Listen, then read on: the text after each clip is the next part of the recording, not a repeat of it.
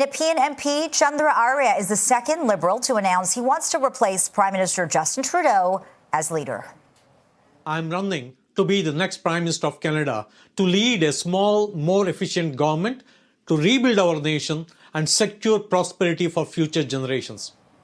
Arya posted on social media that he wants to campaign on offering bold political decisions to solve the country's problems.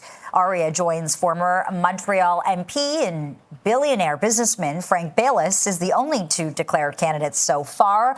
Higher-profile Liberals said to be considering leadership bids include Mark Carney, Chrystia Freeland, and former BC Premier Christy Clark. Current cabinet ministers Karina Gould, François-Philippe Champagne, Mélanie Joly, Stephen McKinnon, and Jonathan Wilkinson say they're also thinking about running. Remember, Dominic Leblanc, the current country's new finance minister, said he is out. He said that yesterday. Now, concerns have been raised about Liberal Party rules that allow members who aren't Canadian citizens to vote in the leadership race. CTV's political commentator Tom Mulcair says the rules need to be crystal clear.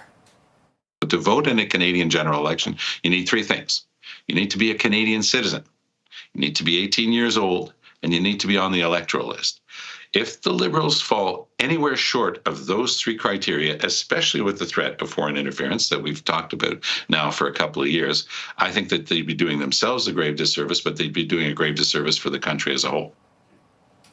According to current Liberal Party bylaws, those wishing to register with the party must be at least 14 years old, must not be a member of another federal party, and must ordinarily live in Canada. That's important because it means they don't need to be a Canadian citizen or even permanent resident. The Liberals have not yet announced rules for the upcoming leadership contest, including those governing candidates and voting eligibility. And for more on the Liberal leadership and all the rules that the party needs to figure out, we're joined live by Saeed Selvam, Vice President of Public Affairs at National Public Relations. Saeed, it's good to be with you. Thanks for joining us on the show today. You as well, Lena. Thank you. The Liberal Party's national executive is meeting tonight to talk about these rules. What will they look like?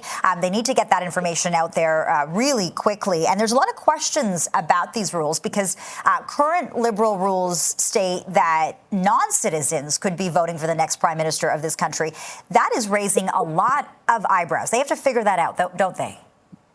They do, and it's understandable. I mean, the Liberals have been immersed in scandal and very bad PR and press over the past few years when it comes to foreign interference. So they have to figure out how to tighten up these membership rules and ensure that the process is protected from an integrity standpoint, because you can only imagine what would happen if a new leader were to be elected, who would then, of course, become prime minister. And then if they were to run in a general election, it is very easy fodder for the opposition to attack the integrity of that process. Why do you think we haven't heard from the likes of Chrystia Freeland, Mark Carney, Mélanie Joly? Why do you think they haven't thrown their hat in the ring just yet? Is it because they're waiting to learn more about these rules? It's very likely, and I think that if the Liberals are going to change these rules in a big way, it could prepare the party for a complete change of how things are done. So it's very likely that the delay is being caused by that, because keep in mind, the reason why the Liberals opened up their process many years ago in 2011 was following a major defeat. So they wanted to make sure that Canadians across the board could have a chance and say in who the next Liberal leader would be. Times have changed drastically now. So there is a much shorter time frame and a much different political climate that we're living under. So they need to get that wrapped up, and that's probably why some of these candidates are waiting to announce. Right. So the longer the party takes to figure out what these rules look like, the less amount of time these prospective contenders have to make their pitch to Canadian side. How challenging is that going to be for these candidates?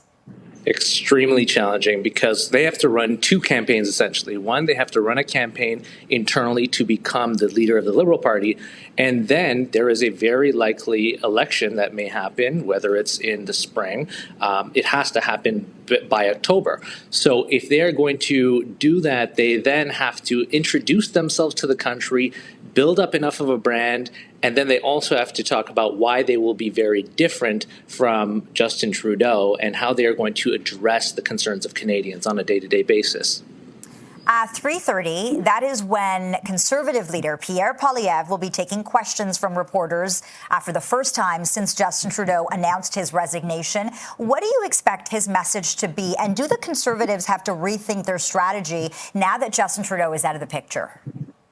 I think the Conservatives were very much prepared to fight an election against Justin Trudeau. I think right now their biggest strategy is about tying any sort of candidate to the Liberal brand and Liberal policies of the past. So that may be the direction that they're headed in, but I think that they'll have a lot more of a runway to work with when they figure out who the successful candidate will be. Okay, Said, I'm going to throw some names at you, and I want to get your thoughts here. Melanie Joly, Chrystia Freeland, a lot has been said about her, Mark Carney, Arina Anand, John Wilkinson. Anybody there stand out to you as a top pick? I know it's really early, but who do you think is the strongest here? I'd say that of all the names that you mentioned, because Mark Carney was not a cabinet member and not directly associated with the inner workings of the Liberal Party, he may be somebody who the public may see as an interesting steward, especially when it comes to his economic prowess and his economic intellect. The other candidates may be too closely tied to the Prime Minister to successfully detach themselves effectively to actually have some good runway with the general public come a general election. Now, they built a lot of internal credibility and a lot of internal political backing, but right now it's really about figuring out what will resonate with the general public come a general election. Okay. Said Selvam, Vice President of Public Affairs at National Public Relations. Good to get your thoughts on this. Thanks so much for joining us.